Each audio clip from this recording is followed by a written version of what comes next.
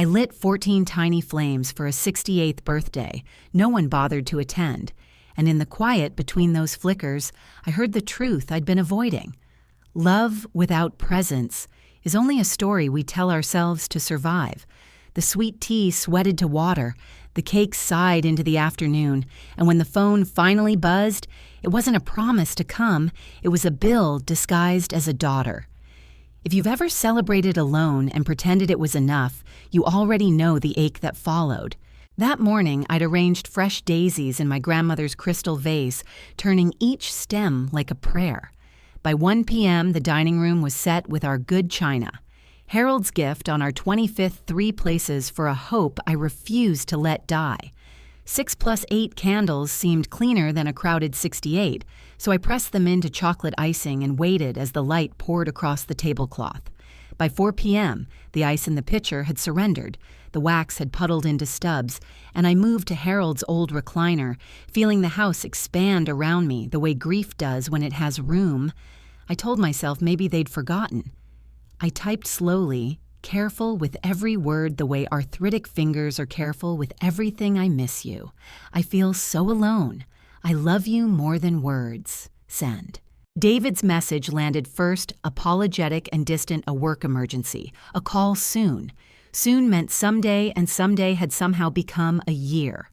Then Milani's reply arrived and opened a cold place in my chest. Mom, stop being dramatic. I need $4,400 for my breast augmentation. The consultation is next week. I need the deposit. I read it 3 times like repetition might conjure a kinder meaning.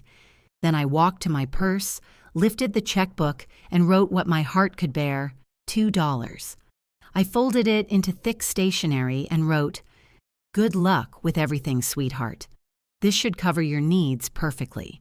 At 6 p.m., Carlos, my locksmith, stood at the front door with quiet eyes and steady hands. "You sure about this, Mrs. Bennett?" he asked as the old deadbolt came free with a metallic sigh. "Once I'm done, the old keys are memories." I'm sure I said, hearing in my voice a kind of calm I hadn't recognized in years. When the new lock clicked into place, the house exhaled, and so did I. 2 hours later, Milani's BMW carved its way up my driveway like a judgment. The heels hit the walk in sharp, angry beats. The bell rang once, twice, then in a frantic staccato that made the porch light shiver. "Mom, open this door," she barked, keys scratching futilely at a future she no longer controlled. "Did you change the locks? What is wrong with you? And what is that $2 supposed to mean?" I stood across the room studying the door, as if it were a mirror. "It means I'm done financing your emergencies," I said. The word emergencies tasted like pennies. It means today mattered to me, and it didn't to you. "You're being insane," she snapped, and that word her favorite blade should have cut. "I deserve a mother who supports me. This is important." "Plastic surgery is the wrong kind of important," I said, and the house seemed to lean closer, wanting to hear what I would say next. She paced on the porch, anger bright on her face. Harold's stubborn jaw set revived in a different shade. "When was the last time you asked how I was?" I asked. The quiet that followed was the most honest answer she'd given me in years. That's what I thought I said, softer now, not unkind. "You come when you need money. You leave when you get it. You call my love dramatic, then invoice it." "Families help each other," she shouted, fist thudding against the wood. "That's what families do." "Yes," I said, walking closer, my palm resting on the cool grain between us. "When did you last help me?" The pounding slowed. Her shadow froze across the window, more silhouette than daughter. I visit, she tried reaching for a version of the truth that could still absolve her. "You visit when your credit card is maxed or your dishwasher breaks. You visit when Christmas arrives too quickly and you need $600 to impress people who don't know my name." The porch went silent except for her breath and the small embarrassed insects in the porch light. Something inside me shifted then, not away from her, but toward myself.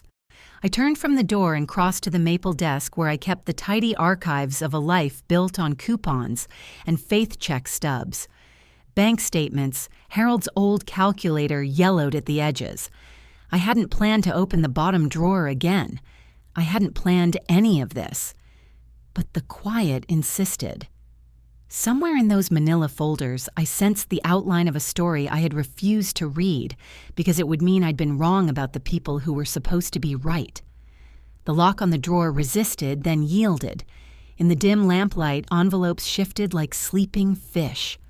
I reached for one at random and felt the paper thrum as if the past itself were clearing its throat. The envelope wore a logo I knew the way you know an old scar, Coastal Properties, neat and blue at the top. The flap had been sliced and resealed with tape that didn't match my drawers. Inside, a thin letter announced itself in the chirpy diction of bureaucrats, who are paid not to notice the lives they unmake. Notice of property sale completion. The beach house hours, since Harold's mother left him a small inheritance 3 decades ago, had been successfully conveyed 6 months prior for $235,000. My name sat at the bottom, obedient and elegant a signature I recognized only in theory.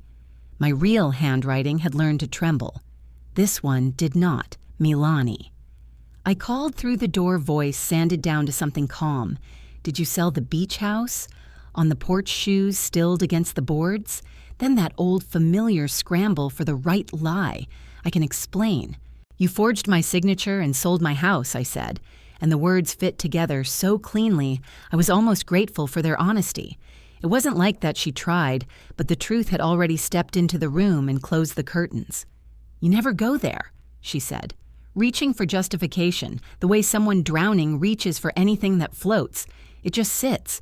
The taxes are killing you. The taxes are $300 a year, I said. Tommy Henderson checks on it for $50 a month. You didn't free me, Milani. You emptied me. She sank onto the steps with a frustrated thud that rattled the brass rail. Beyond the glass, I could see her wipe at tears that were angry, even as they fell. I needed the money, she said, for life. I turned back to the desk like a witness called to the stand. Harold's calculator looked up at me with its solemn green digits. I laid out 5 years of bank statements checks and the tidy ledger where I had written amounts beside her name the way a hopeful person writes prayers. $15,000 for the house down payment, $8,000 for the wedding, $5,000 for a business that failed, $1,200 for the dishwasher, $600 for Christmas, $800 for the car payment. I pressed the buttons, old plastic clicking like bones. $31,000 without even trying. I said quietly, more to the empty air than to the woman on my porch. I never asked you to keep track. She snapped, and there it was. Indignation wearing my money. A different folder slid forward as if it had been waiting for its Q medical papers from last year's gallbladder surgery, the temporary power of attorney I'd signed just in case. It should have ended when I healed. The copy in my drawer declared otherwise date-stamped alive. Do you still have power of attorney over me? I asked, each word a measured step across a thin bridge. Silence. Then the smallest voice she owned.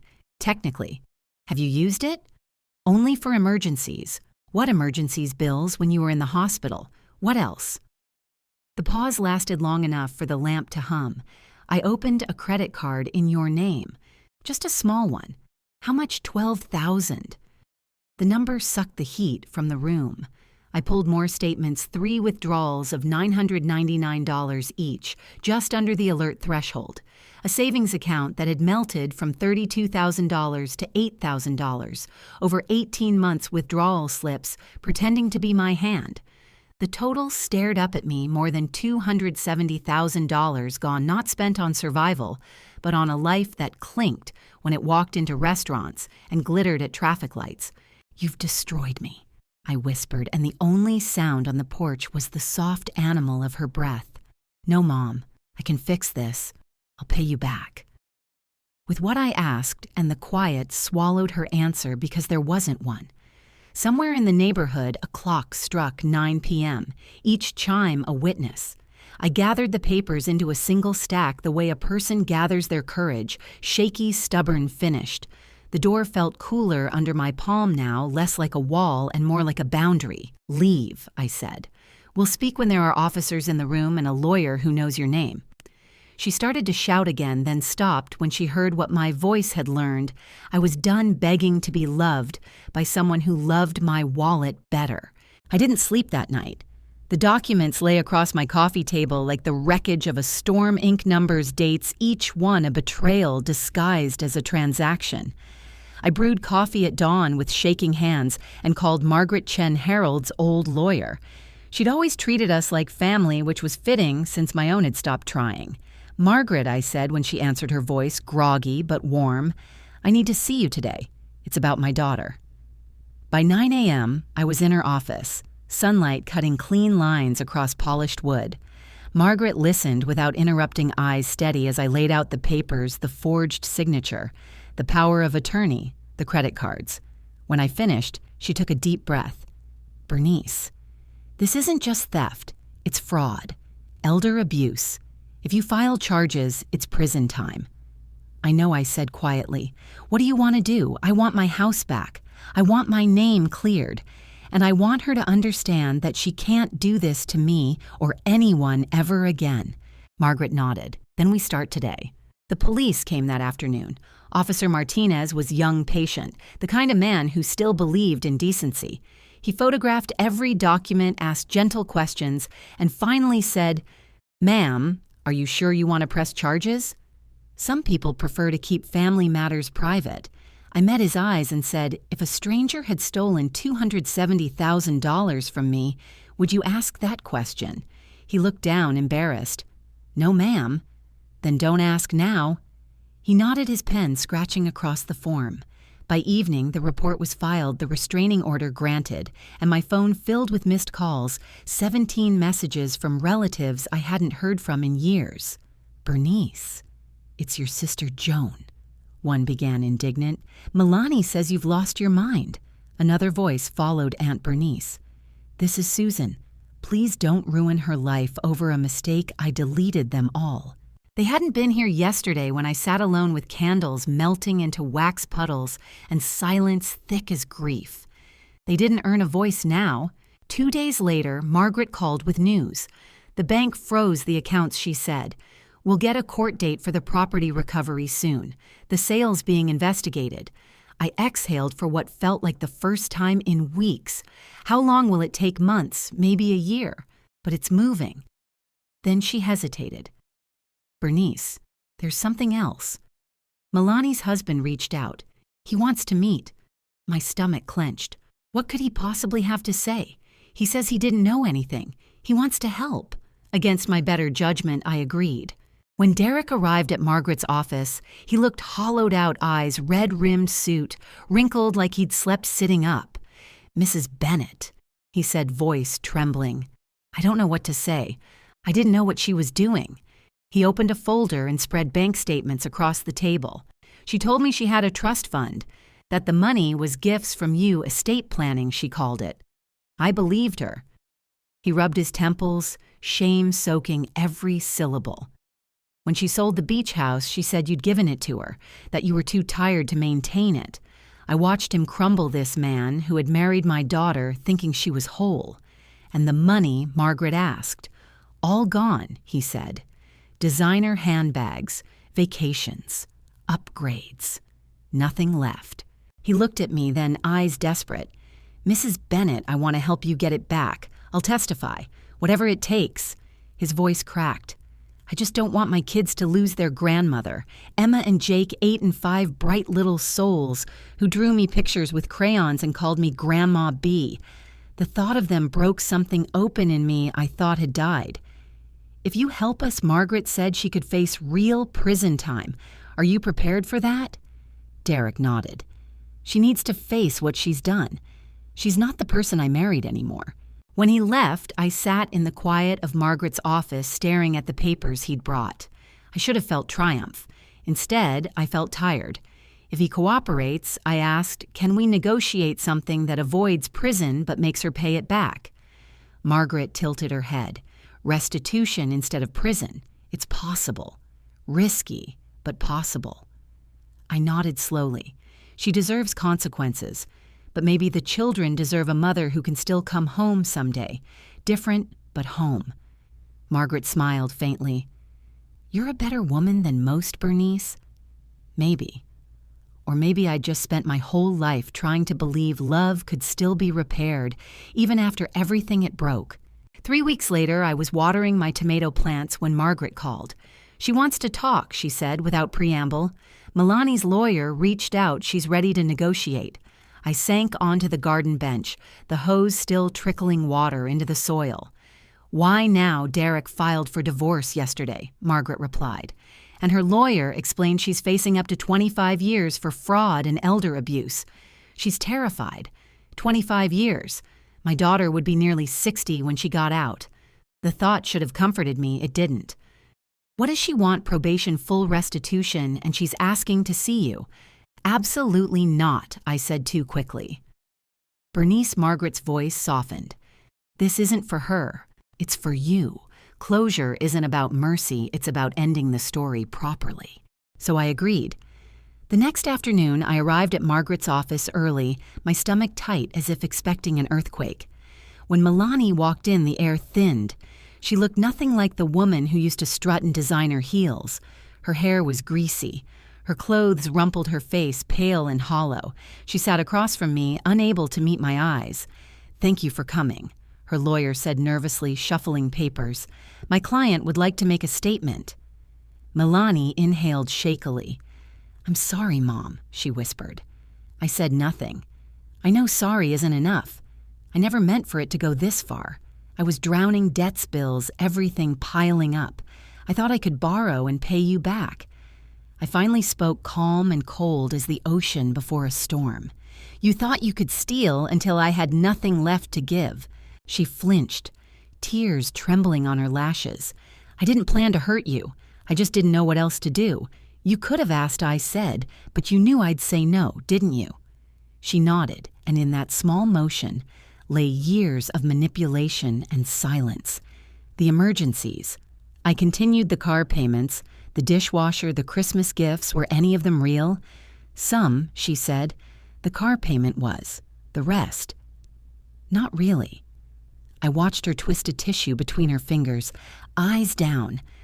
"You wanted to impress people who never cared about you," I said quietly. "You sold your integrity to buy their approval, and you sold my house to pay the bill." Her voice broke. "I know, and I'll spend the rest of my life trying to fix it. I'll sell everything I own, the car, the jewelry, anything. I'll work 2 jobs if I have to." Margaret leaned forward.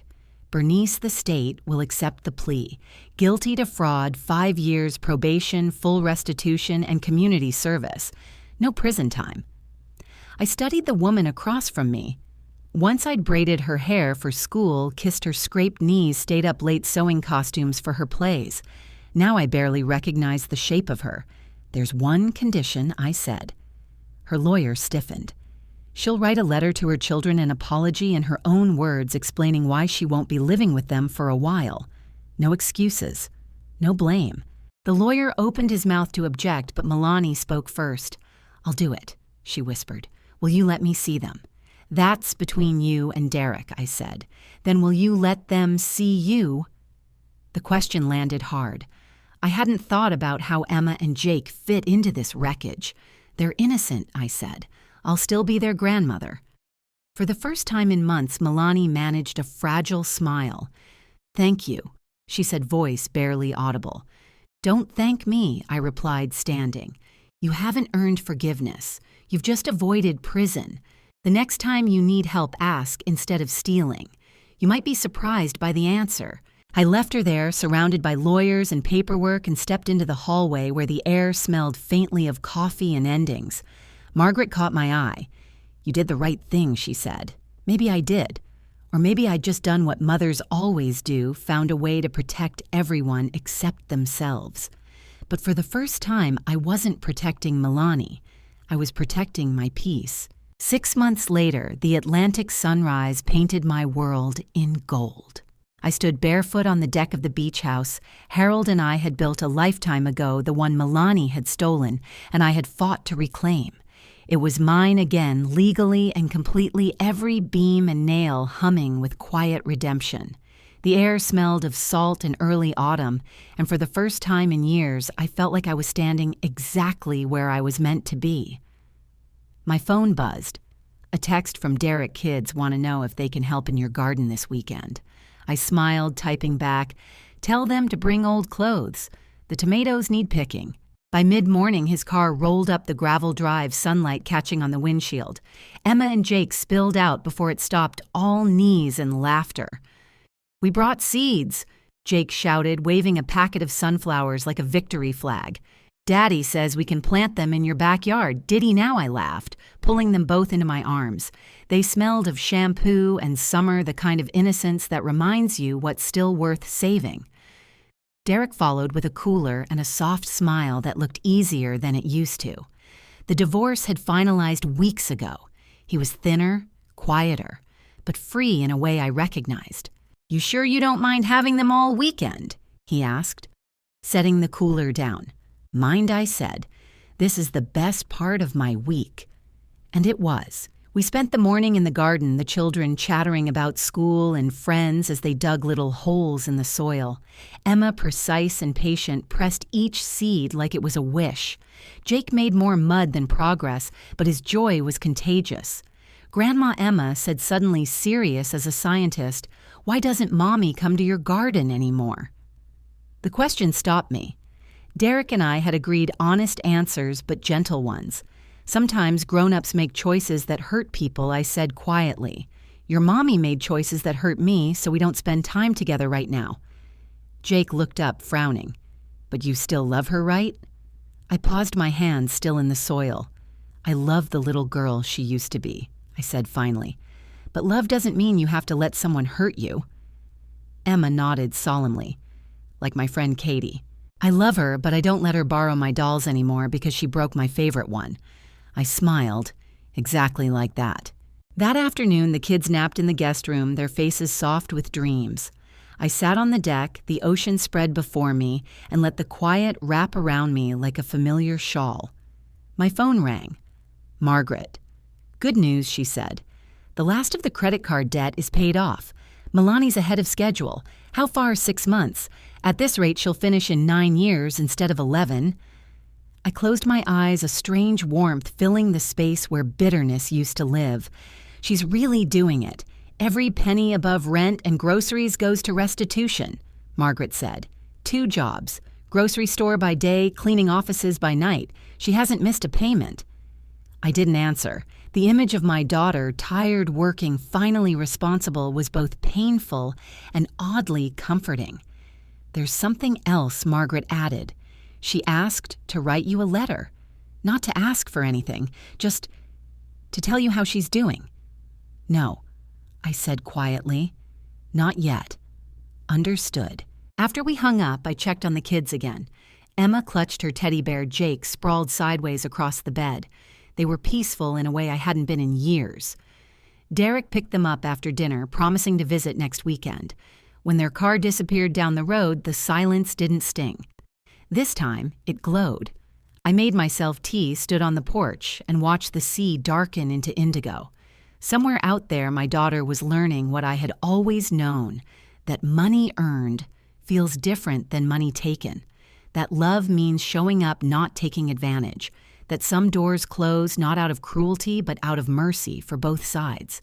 I thought about my 68th birthday, that table set for 3, the candles that melted into nothing, how small and lonely that moment had felt, and how it had been the start of everything changing.